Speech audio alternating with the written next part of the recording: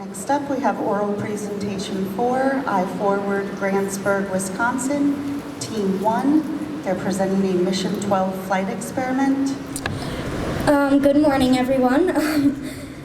Grain size distribution analysis of gallium in microgravity. We did this experiment last year, and we are here to give the results.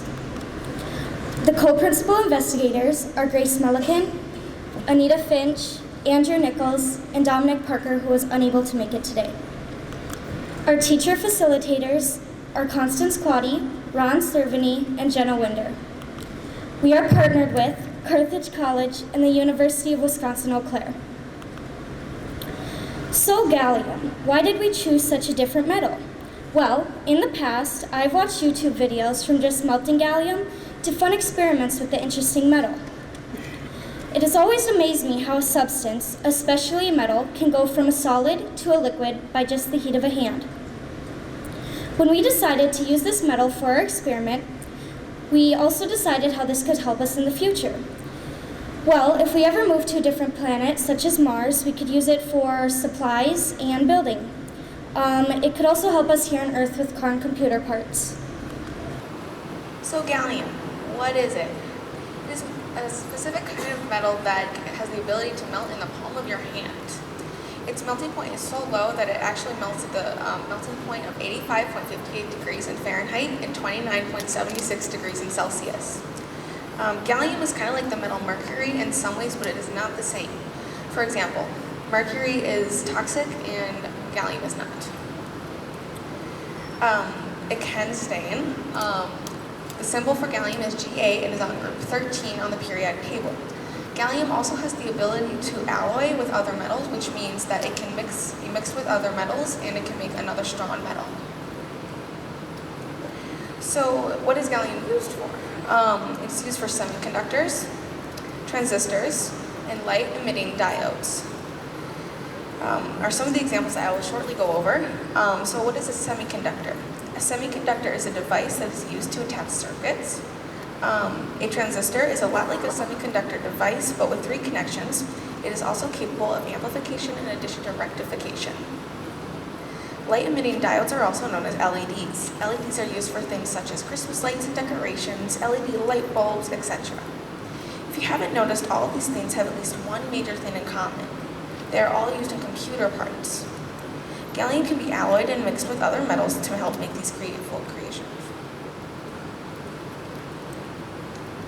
Gallium is a very interesting metal and does very strange things under certain circumstances.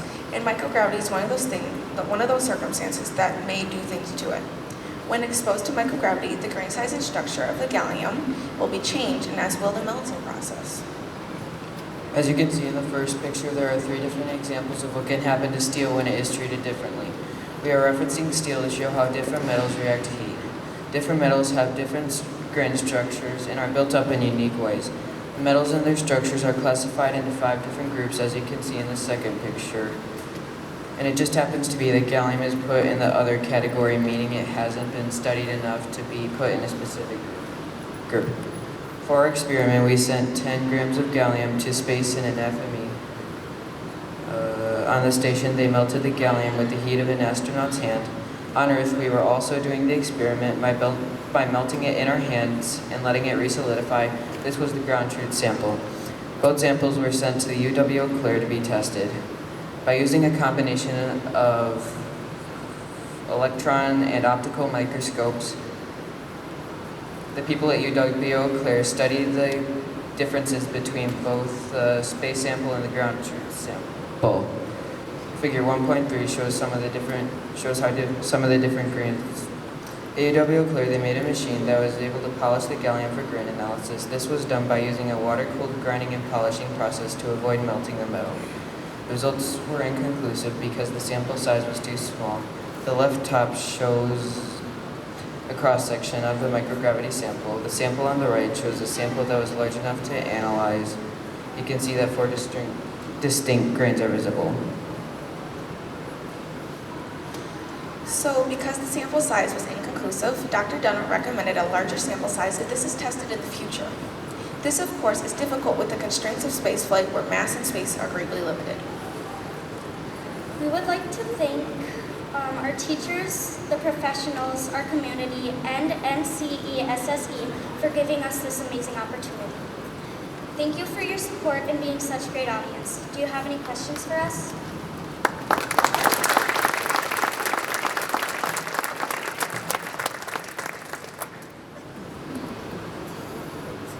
So I'm their teacher. I could have asked them this before, but I didn't think of it. My name is Jenna Winder from iForward, and is there more room in the FME tube to add more gallium if you would like to? Probably. We could probably add a few more. Did Dr. Dunham give any indication of how large of a sample you would need? No, not that I know of. Okay, thank you.